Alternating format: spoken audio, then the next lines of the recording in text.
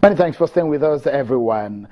The Buhari government, the assumption of office in May 2015, made several promises. Jobs, the issues of growing the economy, the issues of diversification of the economy, but things that did not actually look exactly the way the government planned.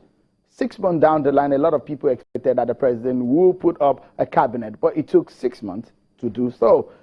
And after that, the economy went into recession last year, bringing a lot of pressure on the man who was preached change for Nigeria. What sort of change are we to expect in the coming days? That's why Dr. Ezekwesili, a former vice president of the World Bank and a former minister of education, has been giving us a benefit of our experience and knowledge in economy.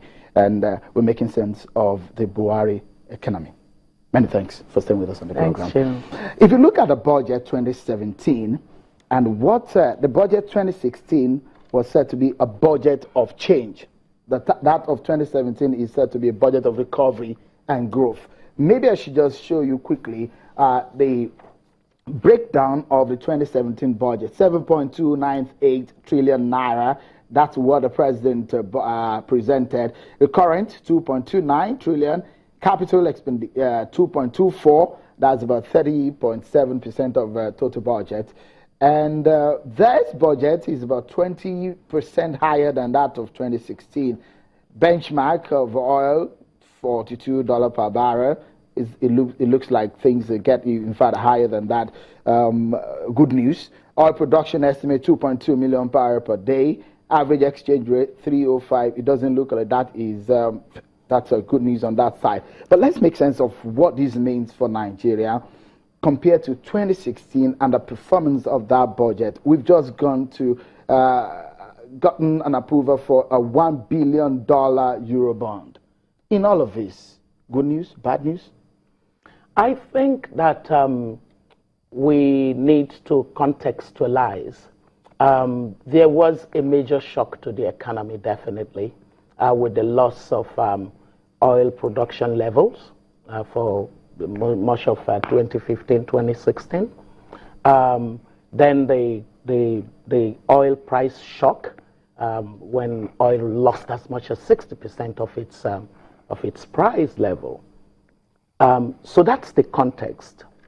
There's also the context that during the period of oil boom, before the shock, we did not stash up as much of reserves and what we call the excess crude account as we could have done.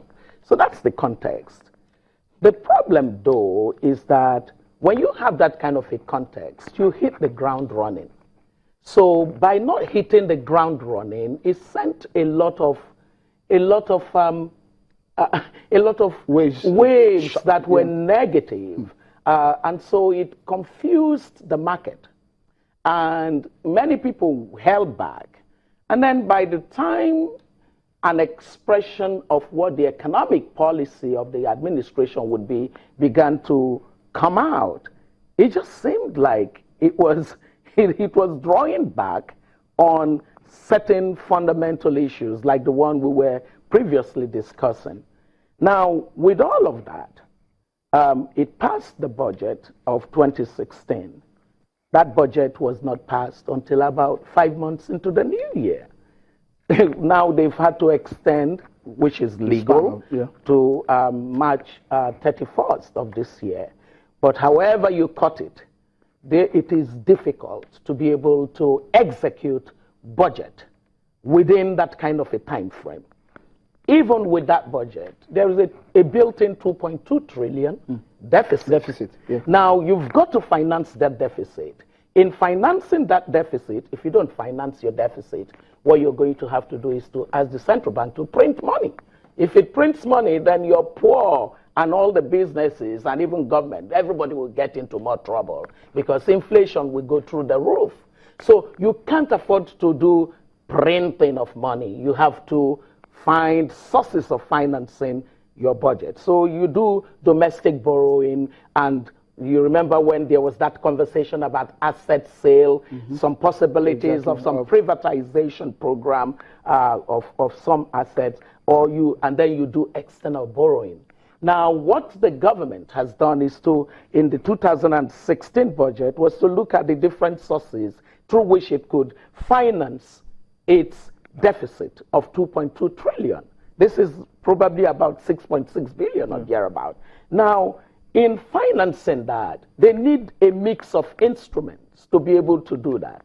The Eurobond is one of that.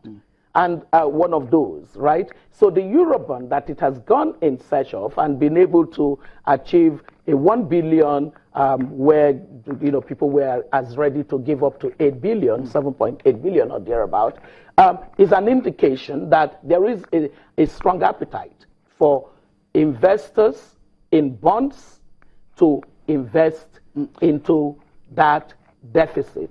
And the Eurobond issue brings me to the question of why are we not looking in the way of the IMF loan?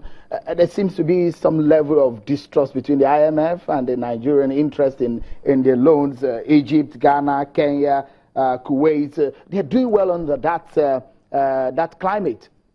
Well, you know that the IMF has always had challenges.